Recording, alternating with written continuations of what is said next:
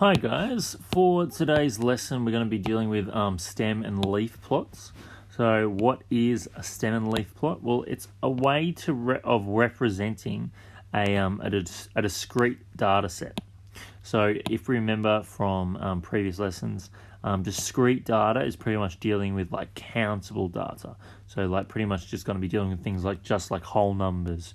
You can have halves, etc. in there, but it's going to be pretty much like you're not going to be getting like really long decimals or anything when you're dealing with stem and leaf plots. So it's mainly just whole numbers. Okay, so for example, consider the following data set that was collected from the survey question. What percentage mark did you get in your science test? So that's the question that's been asked, and they've received this data set from that survey. So it looks like they surveyed 1, 2, 3, 4, 5, 6, 7, 8, 9, 10, 11, 12, 13, 14. They've surveyed 14 people, and these are the results that they've got. Now, we need to be able to represent this data set as a stem and leaf plot.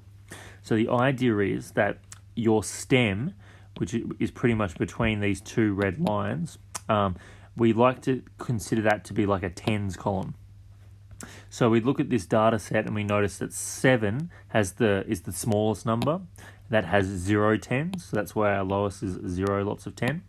And our highest is 100, and 100 has 10 lots of tens.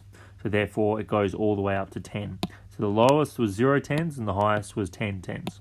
So make sure you go from 0 all the way up to 10 in this case. You pretty much just need to write numbers here based on your highest and lowest number. Doesn't have to start at 0, doesn't have to end at 10.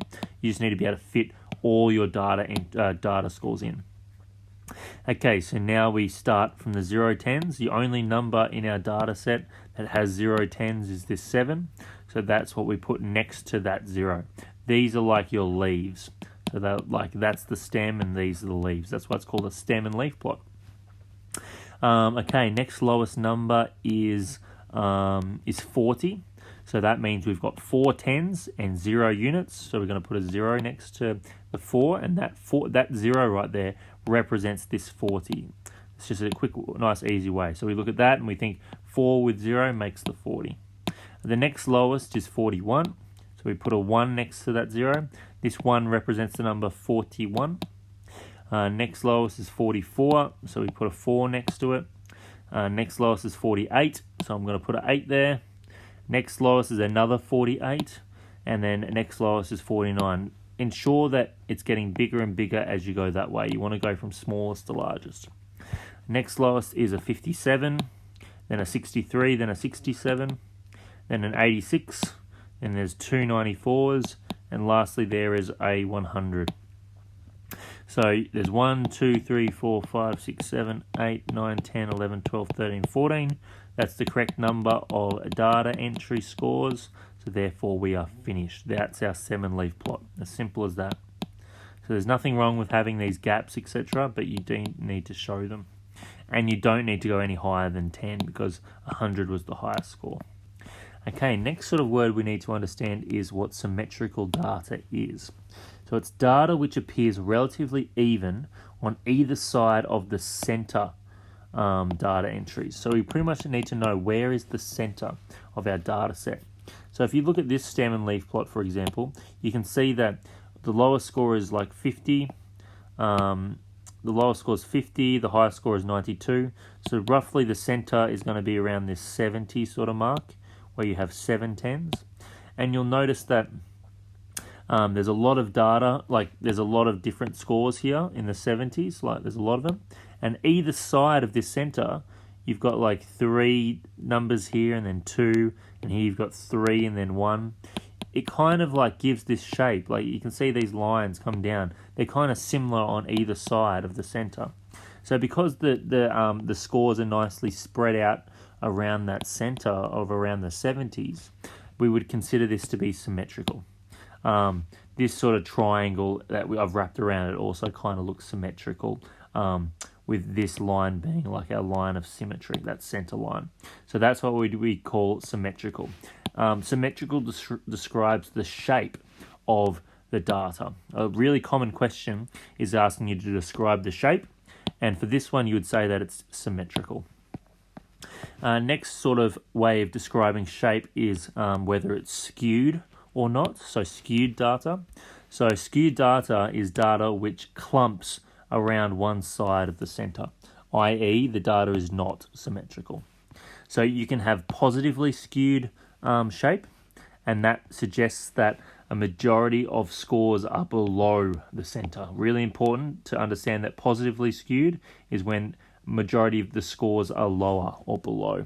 So this sort of data set, our center is still 70, but a majority of the data is in this section which is underneath center. You've got a lot of numbers in the 50s and 60s, so you would say that that is positively skewed in shape. When a majority of the data is above the center, that's when it's negatively skewed. So this can be tricky to remember when it's positively or negatively skewed. So the idea is to look for the smaller section. So our smaller section is in the top range, so that means that it's positively skewed. And here, the small section is on the lower end, so that's why it's negatively skewed. Again, it can be pretty tricky to remember that, but do your best to commit that to memory. Consider the following data set. Let's do this example question. On the results of an English test and a science test for the same 10 students. So you can see here with this table, you've got student 1, 2, 3, 4, 5, 6, all the way up to 10. There's our 10 students. And you can see the results they got in the English and science test for each kid. So the first question A, produce a back-to-back stem and leaf plot for the data set. So because we've technically got two data sets here, one for English and one for science, you can produce what we call a back-to-back stem and leaf plot. So pretty much show two different sets in the one stem and leaf plot. Now, our lowest score in both of these sets is a 35, and the highest is 94. So make sure that your stem and leaf plot goes from the 30s, 3 10s, all the way up to 9 10s to get fit in our highest and lowest. Now, we'll put the science over here. Now that's just normal. Like we just do a normal stem and leaf plot right here. We can see that we go from smallest over here and we go larger and larger that way. Because we can see like 2, then 3, then 8. It gets bigger and bigger.